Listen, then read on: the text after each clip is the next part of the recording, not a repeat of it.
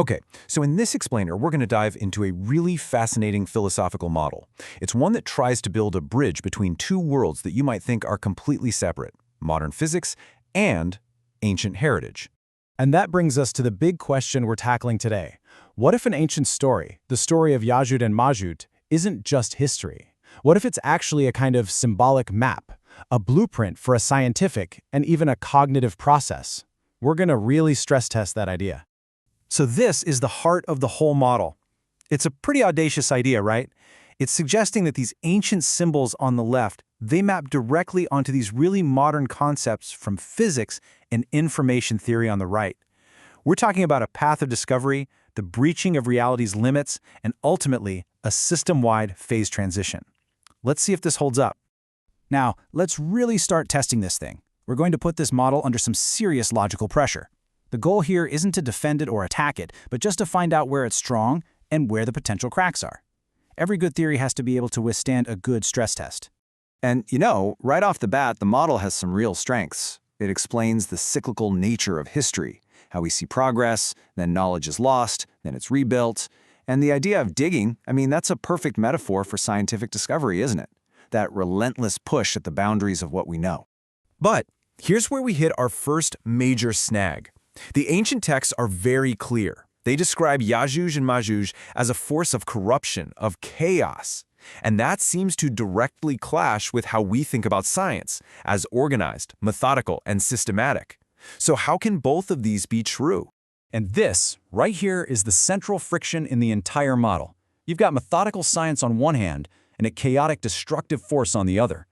This contradiction is a big deal. If we can't figure this out, the whole framework could just, fall apart. And the questions don't stop there. Think about it. The chaotic, swarming description in the text, it just doesn't sound like a team of researchers in a lab, does it? These cracks showed that a simple one-to-one mapping isn't going to work here. It's going to take a pretty big interpretive leap to make this fit. So, to solve this puzzle, we have to go a little deeper. We need to redefine our terms. The entire model really hinges on this one question. Can we interpret the word corruption in a way that actually fits our scientific model, but without twisting its original meaning? And the key, it turns out, lies in the original Arabic term, al-ifsad. It means so much more than just physical ruin. It can mean disrupting a system, or destabilizing an equilibrium, or transgressing boundaries. And if you think about it, isn't that exactly what a major scientific breakthrough does? It disrupts old paradigms and destabilizes how we think. And this is how we solve the puzzle. This is the aha moment. If we stop thinking of Yajuj and Majuj as science itself, and instead see them as the raw, amoral drive for knowledge, an unchecked breakthrough force, suddenly the coherence just skyrockets. That friction we talked about, it almost completely disappears.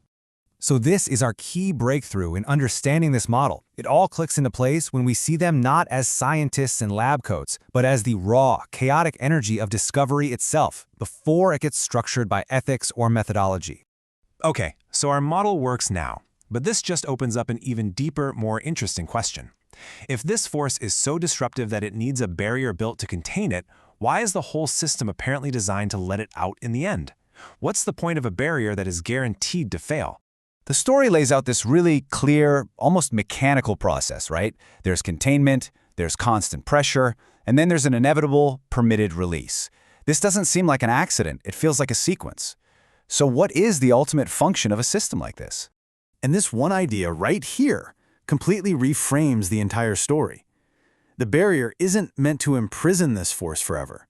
Its real job is to be a timing mechanism, to regulate the release, holding everything back until the system is ready for the next stage of its evolution. So, the final unleashing isn't a catastrophe, it's a phase transition. It's a fundamental, planned shift in the state of the entire system, kind of like water hitting its boiling point and turning into steam. It's not a breakdown, it's a level up. All right, so it's time for the final verdict. We've refined the model, we've deepened its meaning, but does this new version actually account for all the story's original pieces without leaving any loose ends? Let's find out. As we run through the core components, look at this. It's an amazing fit. The barrier as a constraint, check. The digging as cognitive pressure, check. The corruption as systemic disruption, check. And the final trigger for a phase transition, check. Everything finds a coherent, logical place in this new framework.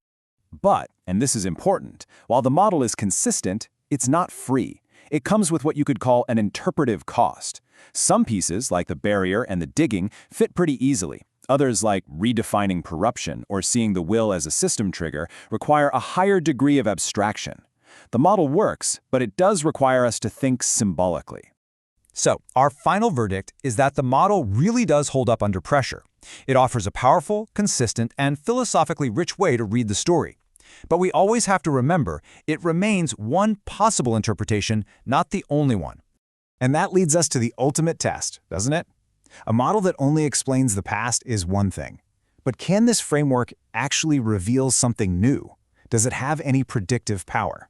That's the real question, and that's what we'll be exploring next.